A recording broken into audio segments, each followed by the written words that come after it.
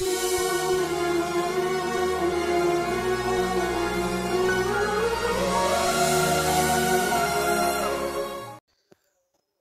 పరిశుద్ధ నామంలో మీ అందరికీ మా హృదయపూర్వక వందనాలు. ఈరోజు దేవుని వాగ్దానం: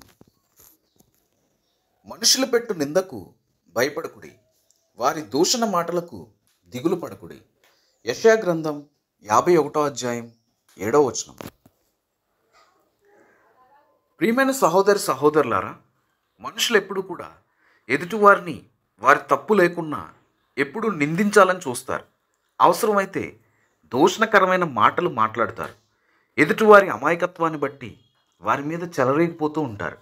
కానీ దేవుడు చెప్తున్నారు, అటువంటి వారి మాటలకు దిగులు పడకుడి, భయపడకుడి అని. మీరు నీతిగా జీవించినంతకాలం ఎవరికీ భయపడనక్కర్లేదు. మనుషులు అబద్ధాన్ని నిజంగాను, నిజాన్ని అబద్ధంగాను చిత్రీకరిస్తారు. నీవు నీ యొక్క నిజాయితీని దేవుని ఎదుట చూపించుకోవాలి.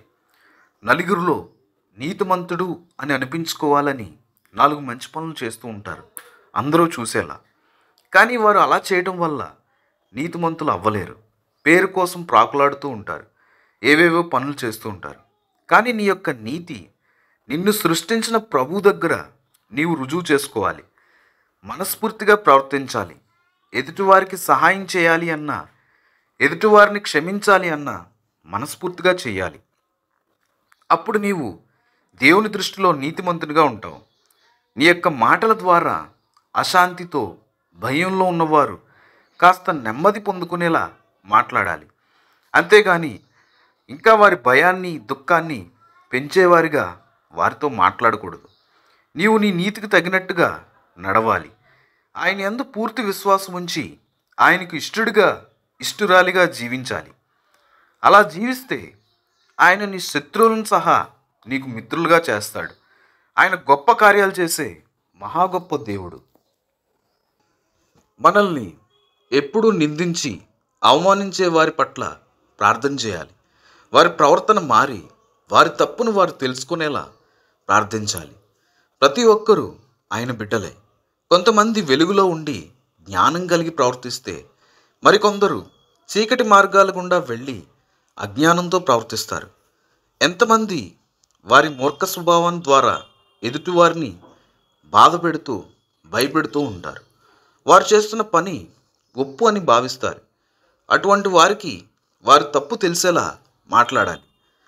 బైబిల్లో ఒక చక్కటి మాట ఉంది, మూర్ఖునికి వాని మూఢత చొప్పున సమాధానం చెప్పుము అని.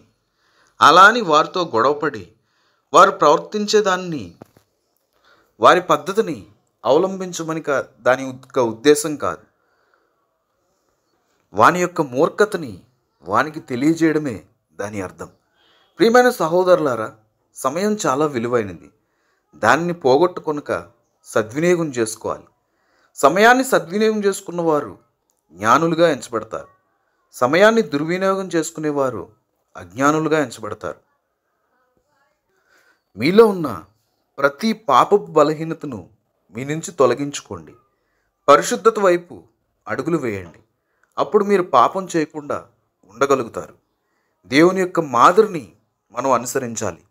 మనం ఫలించడి వారంగా ఉండాలి, కానీ ఎప్పుడూ ఒకే స్థితిలో ఉండకూడదు. మీ జీవితంలో ఆత్మీయత ఫలించాలి అని మనస్ఫూర్తిగా కోరుకుంటున్నాం. ప్రార్థన చేసుకుందాం. అందరూ కూడా ప్రార్థనలో ఏకీభవించండి. మమ్మల్ని మిక్కిలిగా ప్రేమించిన మా ప్రియ పరలోకపు తండ్రి, మీ ఘనమైన నామానికి వేలాది వందనాలు, స్తుతులు, స్తోత్రములు చెల్లించుకుంటున్నాం ప్రభా. మమ్మల్ని ప్రేమించి ఈ యొక్క నూతన ఉదయాన్ని, నూతన వాక్యాన్ని మాకు అనుగ్రహించిన విధానాన్ని బట్టి మీకు వందనాలు.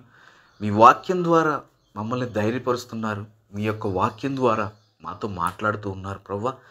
మేమెంత నీతిగా, నిజాయితీగా జీవించినను మా మీద నిందలు, అవమానాలు వేసి మమ్మల్ని బాధ పెడుతూ ఉన్నారు ప్రభా. అటువంటి బాధలు ప్రార్థనలో ఏకీభవిస్తున్నారు బిడ్డలు ఎంతమంది అనుభవిస్తున్నారు. ఆ మాటల నుంచి వారిని రక్షించండి. నోటి మాట చేత కలుగు నొప్పి నీకు తగలకుండా ఆయన చాటు చేయనన్న వాగ్దానాన్ని మీ బిడ్డల జీవితాల్లో నెరవేర్చండి. మీ యొక్క జ్ఞానాన్ని మీ బిడ్డలకు అనుగ్రహించండి ప్రభా. మీ శాంతిని, మీ సమాధానాన్ని వారికి దయచేయండి. ఎంతమంది ప్రభా ఆర్థిక సమస్యలతో, శారీరక సమస్యలతో మానసిక సమస్యలతో బాధపడుతూ ఉన్నారు. ఈ సమస్యల వలన మీ దగ్గరికి రాలేకపోతున్నారు. మిమ్మల్ని మనస్ఫూర్తిగా ఆరాధించలేకపోతున్నారు. ఈ సమస్యలతోనే వారి యొక్క సమయం అంతా గడిచిపోతుంది ప్రభువా.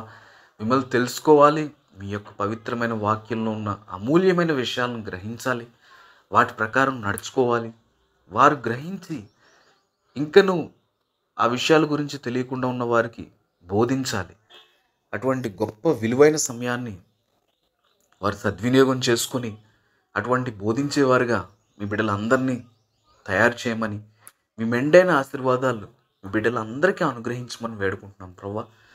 ఎంతమంది బలహీనతల చేత బాధపడుతున్నారు, అనారోగ్య సమస్యల చేత, ప్రతి ఒక్కరిని కూడా మీరే ముట్టి స్వస్థపరచండి. అప్పుల బాధతో అప్పుల్లో కూరుకుపోయి ప్రభువా వడ్డీలు కట్టలేక, అసలు కట్టలేక, ఉన్నవన్నీ కూడా అమ్ముకుని తాకట్టు పెట్టుకునే పరిస్థితుల్లో చాలామంది బిడ్డలు ఉన్నారు ప్రభువా.